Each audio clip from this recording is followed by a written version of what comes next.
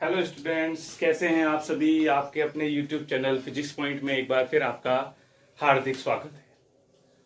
आप इस चैनल को ज़्यादा से ज़्यादा सब्सक्राइब करें, वीडियोस को लाइक करें, शेयर करें और नए वीडियोस के लिए बेल आइकन को प्रेस करें।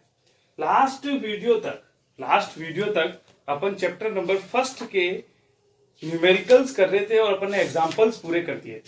एग्जाम्पल आप लोग सारे कर चुके हो। इसके आगे अब अपन क्वेश्चंस की बात करते हैं। पहले अपन ये देखिए, अभ्यार्थ प्रश्न और आपका मल्टी चॉइस वाला जो टॉपिक है वो अपन पहले देखेंगे। मतलब पहले अपन अवसद वाली बात करेंगे, उसके बाद अपन आगे बढ़ेंगे।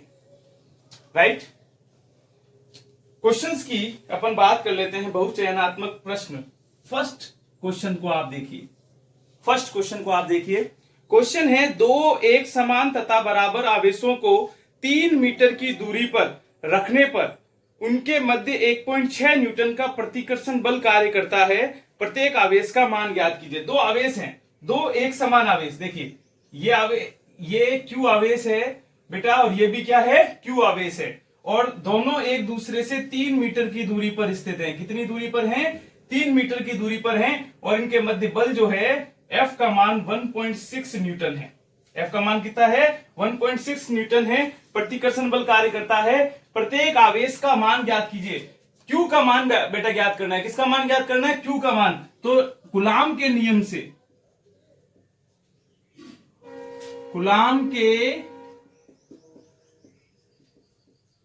से F इजिकल्स टू क्या हो जाता है? K Q1 Q2 upon R square. F का मान हो जाएगा 1.6 बराबर K Q स्क्वायर, क्योंकि Q1 बराबर Q2 है। Q1 बराबर क्या है? Q2 है। तो K Q square upon R square. तो Q स्क्वायर बराबर हो जाएगा 1.6 into R square upon K, या Q बराबर under root of 1.6 into R square. R square का मतलब हो गया 9 बटा 9 इंटू 10 की घात 9। तो ये 9 से 9 कैंसिल हो जाएगा, ये नीचे जाएगा तो 10 हो जाएगा।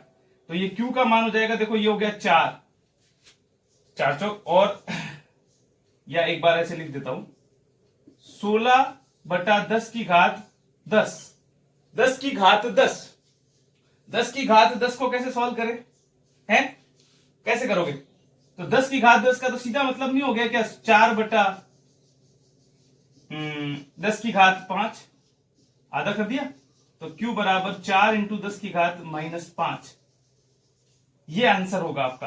अब इसके अंदर आंसर आप देखें, इसमें दिया हुआ है 2 माइक्रोकुलाम, 40 माइक्रोकुलाम, 4 माइक्रोकुलाम और 80 माइक्रोकुलाम। तो इसको अपन 40 माइक्रोकुलाम लिख सकते हैं। देखो मैंने 10 से यहां गुणा किया, 10 से यहां गुणा किया, तो ये 10 इसके साथ चला जाएगा और ये 10 इसके साथ जाएगा। तो Q बराबर हो जाएगा 40 और इंटू 10 की घात -6। तो ये हो गया Q बराबर 40 माइक्रोकुलाम। ये आपका फर्स्ट क्वेश्चन का आंसर हो जाएगा बेटा। फर्स्ट क्वेश्चन का आंसर हो जाएगा 40 माइक्रोकुलाम। दूसरा क्वेश्चन है बेटा, दूसरा क्वेश्चन है, दो आवेशों के मध्य देखो, दो आवेशों के मध्य बल F है। यदि इनके मध्य की दूरी 3 गुना कर दी जाए, दूरी बढ़ा रही है, तब इन आवेशों के मध्य बल क्या होगा? ऑप्शन दे रखे हैं अलग अलग, तो सॉल्व करने की कोशिश करते हैं। दो आवेश है, दो आवेशों के मध्य बल, मान लीजिए ये Q1 है और ये Q2 है। इन दोनों के बीच की दूरी बेटा R है। Q1 Q2 के मध्य की दूरी R है। तो पहले स्थिति है F बराबर K Q1 Q2 upon R square, equation number 1। अब ये क्या कह रहा है, दोनों यदि इनके मध्य की दूरी 3 गुना कर दी जाए, अब ये दूरी जो है ना, R डैश का मान 3R कर रहा है, तो F डैश का मान ये पूछ रहा है। नया बल मतलब ये दूरी, ये लीजिए आप, ये Q1 हो गया, ये Q2 हो गया और ये 3R हो गया। तो क्या हो जाएगा? F डैश नया बल आया, F डैश बराबर K Q1 Q2 upon 3R का होल स्क्वायर, यानी K Q1 Q2 upon 9R square. आपको F डैश का F में संबंध निकालना है, क्योंकि F के पदों में दिया हुआ है। तो F डैश अपॉन F कीजिए, मतलब इसमें इसका भाग लगाया, K Q1 Q2 upon 9R square बटा K Q1 Q2 upon r square. K Q1 Q2 से Q1 Q2 गया, ये आपके पास बच गया F dash upon 9, F dash upon sorry 1/9 बच गया ना, सीधे सीधे 1/9, यानी एफ डैश बराबर एफ अपॉन। नया बल जो है प्रारंभिक बल का 1/9 गुना रह जाता है, यानी इसके अंदर भी आंसर जो होगा वो भी सही होगा। ठीक है, इसमें आंसर दिए होंगे पीछे कहीं, आप चेक कर लेना क्या चल रहा है। तीसरा क्वेश्चन है किसी वस्तु को 5 × 10 की घात -19 कूलाम से धनावेशित करने के लिए उसमें से कितने इलेक्ट्रॉनों की संख्या होगी, निकाले गए इलेक्ट्रॉनों की संख्या। तो ये तो बहुत ही सिंपल क्वेश्चन है। क्या होता है फॉर्मूला, Q = N, तो N बराबर क्या हो जाएगा Q/E। Q का मान कितना दिया हुआ है 5 × 10 की घात -19 और E इलेक्ट्रॉन पर आवेश 1.6 × 10 -19। ठीक है, तो ये कैंसिल हो जाएगा, ये ऊपर जाएगा 0, 50/16, 50/16। ठीक है, 50/16 यानी 16 × 16 32, 16 3 48, 16 3 48, क्योंकि पॉइंटों में तो हो नहीं सकता, तो लगभग 3 इलेक्ट्रॉन बाहर निकलेंगे। एक बार इसका आंसर चेक कर लेना चाहिए, क्योंकि एग्जैक्ट आंसर नहीं आ रहा है, इसने क्या दिया हुआ है, तीसरे के अंदर दिया हुआ है, और सही है 3 इलेक्ट्रॉन बाहर निकलेंगे। नेक्स्ट क्वेश्चन देखिए बेटा, इसको मैं साफ कर रहा हूं। ठीक है, नेक्स्ट क्वेश्चन है आपका,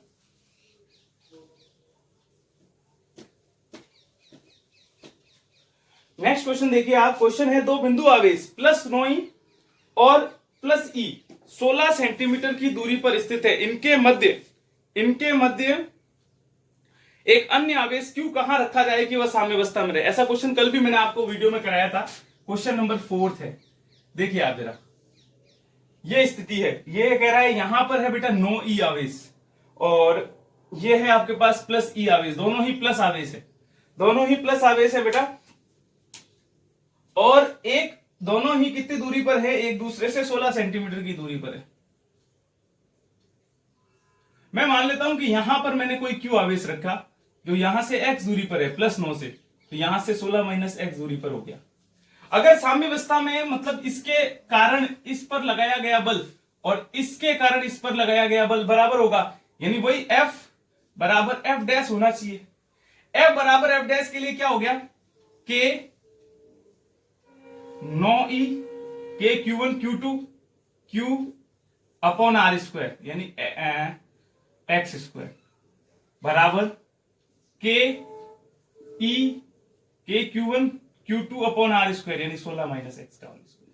इसको सॉल्व करो, देखो Q से Q गया, E से E गया, K से K गया, 9/x² यहां बच गया और आपके पास यहां क्या बचा, सब कैंसिल हो गया, 1/16 - x का होल स्क्वायर।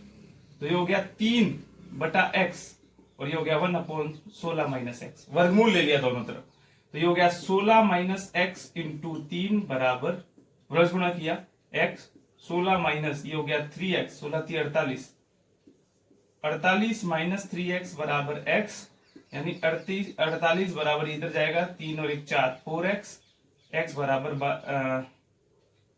12 12 सेंटीमीटर। 9e आवेश से कितनी दूरी पर है, 12 सेंटीमीटर। तो एक बार ऑप्शन देख लेते हैं, पहला ऑप्शन है 9e आवेश से 24 सेंटीमीटर, ये नहीं हो सकता।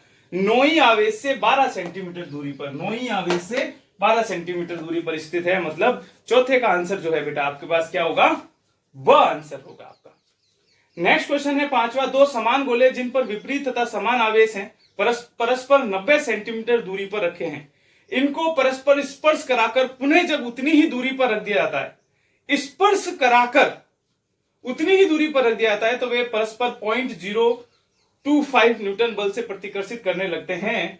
दोनों का अंतिम आवेश ज्ञात कीजिए। बढ़िया क्वेश्चन है, एक बार देखें इसको भी, इसको मैं साफ करूं।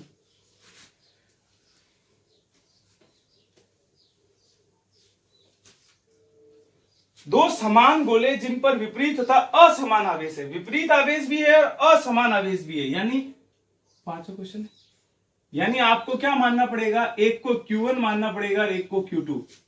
विपरीत और असमान मतलब प्रकृति विपरीत है, एक पर प्लस होगा और एक पर माइनस होगा, परस्पर 90 सेंटीमीटर की दूरी पर रखे हुए हैं, ये 90 सेंटीमीटर की दूरी हो गई।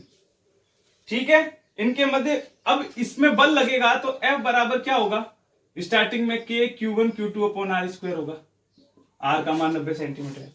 अब ये कह रहा है जब इनको परस्पर स्पर्श कराकर पुनः उतनी ही दूरी पर रख दे। अब इनको स्पर्श कराएं तो देखो, जब विपरीत प्रकृति का आवेश होते हैं, परस्पर संपर्क कराने पर स्पर्श करा दिया तो दोनों ही समान आवेश हो जाएगा, यानी Q का मान जो होगा वो Q1 प्लस Q2 अपॉन 2 हो जाएगा। मतलब दोनों पर बराबर बराबर आवेश क्या होगा, वितरित हो जाएगा। अब ये स्थिति ये होगी कि ये भी Q है और ये भी Q है, और अभी भी इन दोनों के बीच की दूरी 90 सेंटीमीटर है। नहीं, ये बात समझ में? तो इस स्थिति में F डैश बराबर हो जाएगा KQQ, यानी KQ स्क्वायर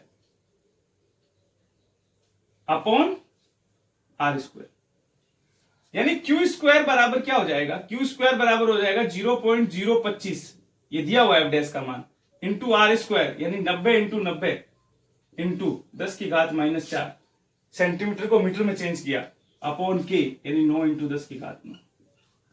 इसको सॉल्व, अब इसका वर्गमूल ले लो तो आपके पास आंसर आ जाएगा 0.025 इंटू 90 इंटू 90 इंटू 10 की घात माइनस 4 बटा 9 इंटू 10 की घात 9। देखो बहुत सिंपल है, देखो 9 से तो ये 10 ये कैंसिल हो जाएगा, यहां 10 आ जाएगा, और ये 10 की घात 3 ये होगा है? तो 10 की घात ये हो गया 12, ठीक है, ये 10 की घात 12, और यहां 1 ये 2, इसको कैंसिल करेंगे 2, तो 10 की घात, ऐसा करो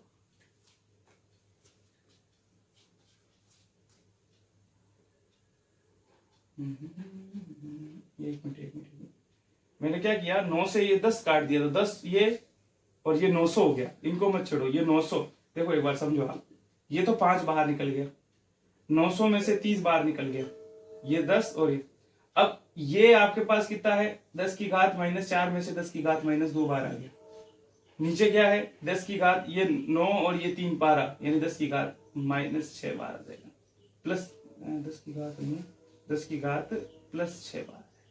इसको सॉल्व कर लो, देखो ये हो गया Q बराबर 5 तिया 15, 150, और ये ऊपर जाएगा इंटू 10 की घात माइनस 8, यानी Q बराबर क्या आंसर दे रहा है, ये माइक्रो में दे रहा है, ठीक है, माइक्रो में दे रहा है तो 1.5 into 10 to the power minus 6, यानी 1.5 माइक्रो कूलम, ये आंसर होना चाहिए इसका। 1.5 into 10 to the power minus 6, यानी Q का मान 1.5 माइक्रो कूलम। चेक कर लेने में कोई हर्ज नहीं है, पांचवे का है, अब बिल्कुल ठीक है, पांचवे का है 1.6 माइक्रो कूलम। क्लियर यहां तक? नेक्स्ट टॉपिक है, नेक्स्ट क्वेश्चन है बेटा, यदि दो आवेशों के मध्य कांच की प्लेट रख दी जाए तब इनके मध्य विद्युत बल पूर्व की तुलना में कितना होगा। देखो ये मैं आपको डेरिवेशन वाले पोर्शन में करा चुका हूं कि जब कोई परावैद्युत पदार्थ रखा जाता है तो क्या हो जाता है, परावैद्युत पदार्थ रख देने पर बल का मान उसके परावैद्युतांक के गुना कम हो जाता है, तो यहां पर कम हो जाएगा, यानी सेकंड आंसर है। 7th क्वेश्चन है, HCl अणु का द्विध्रुव आघूर्ण 3.4 इंटू 10 की घात माइनस 3 कूलम इंटू मीटर है, इनके आयनों के मध्य की दूरी ज्ञात करो। देखो अभी करते हैं,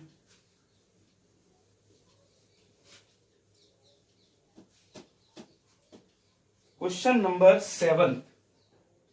क्वेश्चन नंबर 7 कह रहा है कि HCl अणु यानी ये H प्लस और Cl माइनस, इन दोनों के बीच की दूरी मैंने कहा था 2a होती है। यहां पर Q का मान, इस तरह का कोई भी क्वेश्चन आए हमेशा इलेक्ट्रॉन पर बराबर आवेश के लिया जाता है, और विद्युत द्विध्रुव आघूर्ण P Q इंटू 2a होता है। P का मान दिया हुआ है, कितना दिया है बेटा, 3.4 इंटू 10 की घात माइनस 30, Q का मान 1.6 into 10 to the power minus 19 into 2a, तो 2a पूरे का मान ज्ञात करना है, 3.4 into 10 to the power minus 30 upon 1.6 into 10 to the power minus 19, तो ये पॉइंट और ये पॉइंट कैंसिल आउट हो जाएगा, और ये 19 ऊपर जाएगा 30 के साथ में, तो कितना बचेगा 11, और 34/16 इंटू 10 की घात -11। किससे में आंसर आ रहा है? ये अंगस्टर में दे रहा है क्या आंसर? ठीक है ठीक है ठीक है ठीक है। 16 दूना 32 पॉइंट, पीछे 2 बचा, 16 एकम 16, पीछे 4 बचा, 16 दूनी 32 इंटू 10 की घात -11। ये इसका आंसर हो जाएगा। ठीक है, आंसर किताब में जो दिया हुआ है 2.12 इंटू 10 की घात -11 मीटर। क्लियर। 8वां क्वेश्चन देखो भाई, 8वां क्वेश्चन है एक इलेक्ट्रॉन तथा एक प्रोटॉन समरूपी विद्युत क्षेत्र में स्थित है, उनके त्वरणों का अनुपात ज्ञात करो। समरूपी विद्युत क्षेत्र में स्थित है तो उनके त्वरण का अनुपात। देखो आपने फॉर्मूला पढ़ रखा है F equals two Q E, एक फॉर्मूला पढ़ रखा है F equals two M E. इन दोनों को बराबर करोगे, पहले भी इस तरह का क्वेश्चन कराया हुआ था। तो A बराबर जाएगा क्यू ई अपॉन एम। तो ए ई इलेक्ट्रॉन के लिए हो जाएगा e upon M e, proton के लिए हो जाएगा एपी बराबर ई, क्योंकि प्रोटॉन और इलेक्ट्रॉन पर आवेश की मात्रा समान होती है, द्रव्यमान समान नहीं होता है। अभी किस किसका अनुपात पूछा है? इलेक्ट्रॉन और, तो ये A E upon A P, E upon M E upon E upon M P, ये कैंसिल हो जाएगा, M P upon M E answer आ जाएगा। M P upon M E का मतलब है आपका व आंसर होगा। क्या आंसर होगा? व आंसर होगा 8वें का। नेक्स्ट है 9वां क्वेश्चन, साफ कर रहा हूं मैं इसको।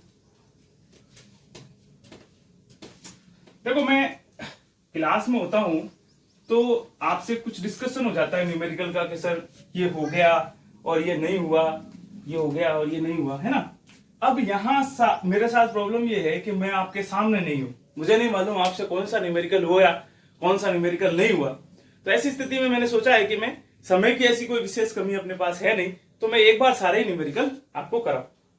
नंबर क्वेश्चन है, किसी वर्ग के चारों कोनों पर समान परिमाण के सजातीय आवेश स्थित है। एक वर्ग है, उसके 4 कोने हैं, चारों कोनों पर सजातीय और समान आवेश है।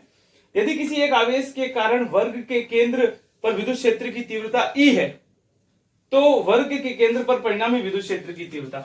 देखो बढ़िया सवाल है ये, क्वेश्चन अच्छा है। अभी तक के अवसदों में ये क्वेश्चन बढ़िया है। ये ए बी सी और डी, ये आपका वर्ग है। मान लेते हैं इसकी भुजा जो है ए भुजा का वर्ग है और इसके प्रत्येक शीर्ष पर प्लस क्यू आवेश स्थित है, मान लेता हूं। तो इसका केंद्र क्या होता है आपको मालूम है? इसके विकर्णों का समद्विभाजक जो होता है, ये ओ इसका केंद्र होगा। ये अगर केंद्र होगा तो ये भुजा रूट ए हो जाएगी, ये भुजा भी रूट ए हो जाएगी, ये भुजा भी रूट ए हो जाएगी, ये भुजा भी रूट ए हो जाएगी, क्योंकि रूट 2 ए पूरा विकर्ण होता है। तो इसके कारण अगर विद्युत क्षेत्र की तीव्रता निकाले इसके ऊपर, तो ई ए बराबर के क्यू अपॉन ए हो जाएगा। ये इसकी दिशा ये हो जाएगी ई ए। बी निकालें तो ई बी भी क्या होगा? के क्यू अपॉन ए हो जाएगा और इसकी दिशा ये हो जाएगी। इसी तरह सी का निकालें तो ई सी भी क्या होगा? के क्यू अपॉन ए हो जाएगा, इसकी दिशा ये हो जाएगी। और ई डी निकाले डी के कारण, तो ये भी के क्यू अपॉन ए ही होगा और इसकी दिशा। अब आप समझो, ये दोनों समान परिमाण विपरीत दिशा एक दूसरे के प्रभाव को खत्म कर देंगे, ई और ईसी, और ईबी और ईडी समान परिमाण विपरीत दिशा एक दूसरे के प्रभाव को खत्म कर देंगे, तो बिंदु ओ पर क्या होगा? परिणामी विद्युत क्षेत्र शून्य। बढ़िया सवाल है, 1 नंबर में भी आवे तो भी बुरा नहीं है। शून्य विद्युत क्षेत्र होगा, यानी 90 का आंसर होगा अ आंसर होगा। 10वां क्वेश्चन देखो आप। 10वां क्वेश्चन है, एक विद्युत द्विध्रुव को समरूप विद्युत क्षेत्र में रखने पर उस पर लगेगा। अच्छा क्वेश्चन है, ऐसे क्वेश्चन कई बार 1 नंबर में आ जाते हैं।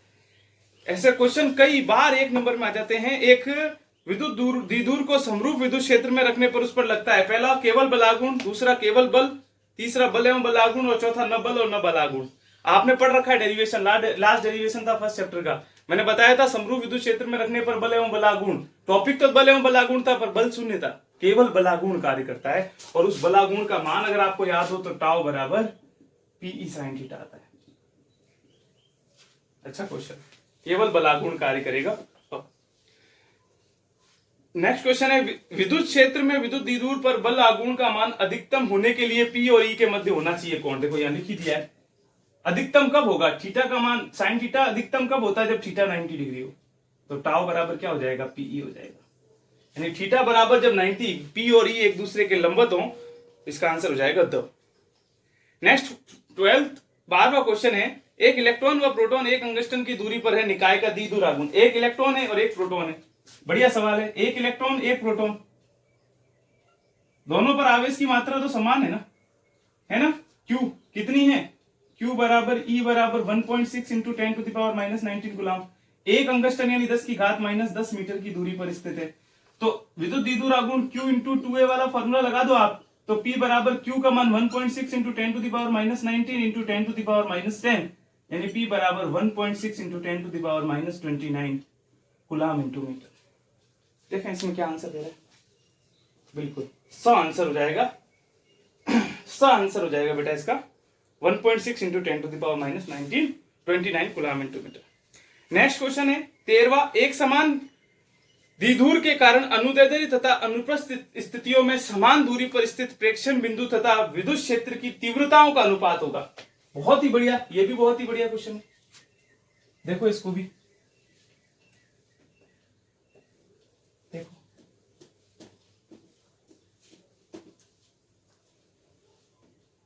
अनुप्रस्थ का मतलब कौन सा सवाल है? 30। अनुप्रस्थ का मतलब हो गया अक्ष। अक्ष पर विद्युत क्षेत्र होता है 2kp/r3। एक मिनट, इसने क्या लिया? पहले क्या लिया? पहले लिया अनुदैर्ध्य। अनुदैर्ध्य का मतलब होता है अक्ष और अनुप्रस्थ का मतलब होता है निरक्ष। निरक्ष का मतलब हो गया kp/r3। अनुपात E अक्ष बटा E निरक्ष बराबर 2kp/r3 बटा kp/r3। kp/r3 से kp/r3 कैंसिल हो जाएगा, 2/1 आंसर हो जाएगा, यानी ब। 13वें का क्या आंसर हो जाएगा बेटा? ब। 14वां क्वेश्चन है, कुछ दूरी पर स्थित 5 माइक्रोकुलाम और -5 माइक्रोकुलाम आवेश के मध्य 9 न्यूटन का बल कार्यरत है। ठीक है, 5 माइक्रोकुलाम और -5 माइक्रोकुलाम यानी द्विध्रुवी है। इन आवेशों को परस्पर स्पर्श कराकर पुनः उतनी ही दूरी पर रखने पर उनके मध्य कार्यशील बल होगा। अरे ये तो बहुत ही इजी क्वेश्चन हो गया। 14 क्वेश्चन देखो, 2 प्लस और ये माइनस, इनको स्पर्श कराया तो +5 और -5 कितना हो गया? 0। जब आवेश ही नहीं होगा बाद में स्पर्श कराने के बाद, तो बल कहां से होगा? यानी 0 आंसर होगा, यानी 14वें का हो गया द।